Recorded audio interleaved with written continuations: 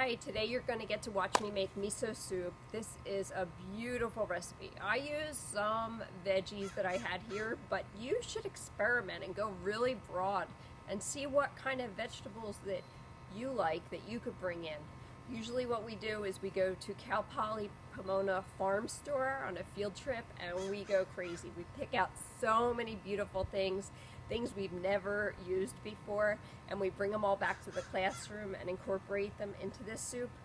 But today you're going to get to do it and try out, see what happens. You can also add a spoonful of leftover rice if you have it, a spoonful of leftover beans, add some nice flavor. Alright, so this is a great soup for morning. It gives you a lot of energy if you eat it on an empty stomach before breakfast or before another meal even, right before dinner. It's a great energizer. Okay, so there's 3 ways that you can season soup. We have miso, shoyu, which is fermented soy sauce, naturally beautiful product, right? And then of course salt.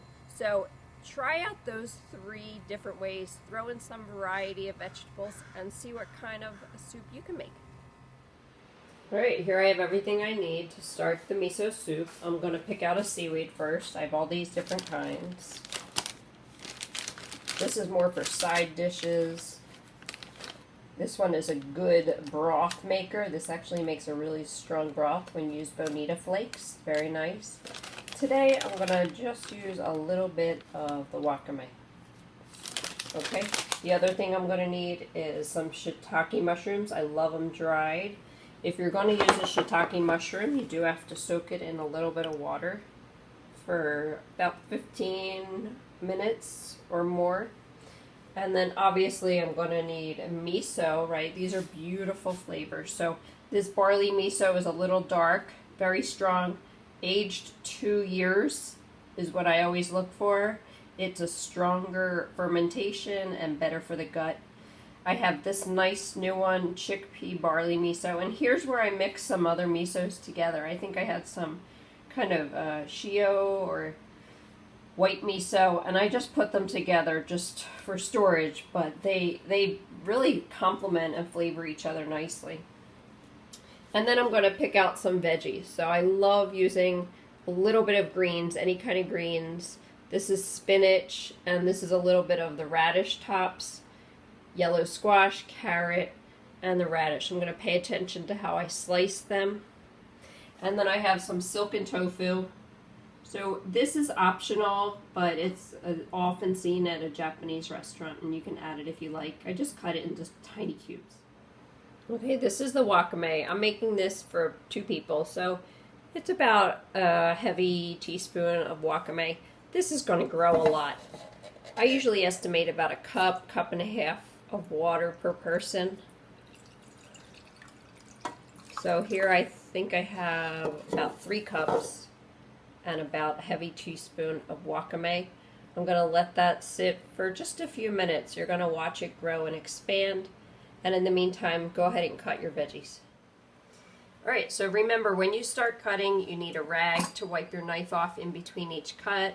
Your feet are square to the board. You're standing up straight and tall, not tilting or leaning in at all. Alright, so let's start with the first vegetable. I'll show you how to cut each one. The shiitake mushroom is so soft now. I'm going to cut off a little bit of the tip and get rid of that soaking water. So I don't like most of the stem, but some of it will be good. Okay, and then I'm just going to cut this into thin slices the way I would want to see it in the soup. So think about the end result, about what you will see on the spoon, and that's how you're going to cut. So for this, I just want a little bit of slices. Wipe your knife off in between. For the carrot, I'm going to do tiny circles. So I have my carrot in little section, and I'm going to keep my knuckles close to the knife, tucked, right, and my fingers are pushing the carrot in as I go along.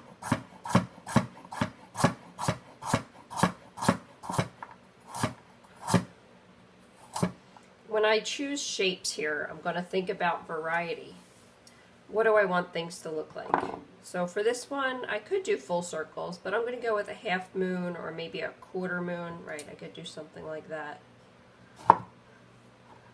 when you're cutting, think about the order. What will be the most orderly way to cut? What will get you the most cuts for your money, for your time, right? So I set it up just right. And then I can go ahead and slice everything nice and neat. Going slow and accurate is better than going fast and messy, right? Sharp knife is always better than a dull one. Those are beautiful. Set that aside. The last thing I have is a radish. I'm going to use this, clean it up a little bit, get a little bit of the mess away. And for this one, I'm just going to do some thin slices that'll look like circles because I like that pretty pink edge. Very thin slices. Radishes are known to help with digestion and clean out your system, right? So eating them on a regular basis, you never have to do a detox. And then the spinach and radish leaves, I'm going to roll them up and do ribbons. So just roll everything up, and then I'm going to come straight across. Very skinny, not even a 1/4 inch.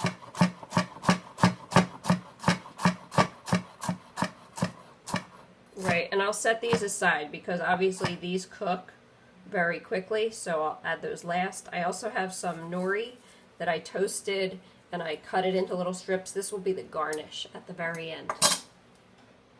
Okay, here I have the wakame that's been soaking in the pan. Check this out. Look how soft. Alright, I'm turning on the fire. Here we go. Anywhere from 5 minutes to an hour. You can let this cook for a long time for a wintry soup. Very short time for summer soup because you don't want to add too much heat to your body, okay? Okay, so final step. This has been cooking for about 10 minutes. And I'm going to add in the miso. Some people like to use this to add the miso. They'll put it in and smush it through to make sure there's no chunks. But I just use a fork, and it's never failed me yet. Come on over. Here's what we do. Get a little bit of broth. And you can see the broth has changed color a lot, right? Really nice. So you only need, what's that, 1/2 cup? I'm going to put it in a cup.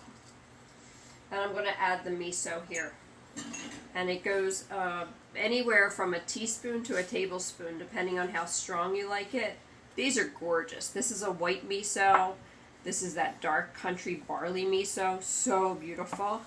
This one smells amazing. This is new. It's chickpea barley miso. This is a 3-year dark miso, right? So for this much soup, I'm probably adding a teaspoon and a half. Let me say that. Okay, and then I just get it to be diluted throughout the broth that I just brought over.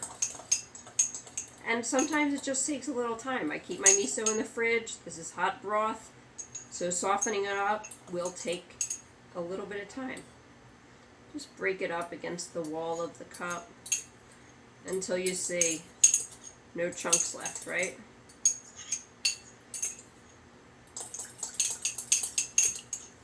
And then I'm going to add it. I think this miso itself has chunks in it. I'm going to add that back to the soup. And then I'm going to put the garnishes on top. I scoop it back in to make sure I get it all, right? Add a little bit of the greens, how much ever you want. And then a little bit of the crunchy nori on top to garnish it. Looks delicious. Let me know if you make it. Thanks for watching.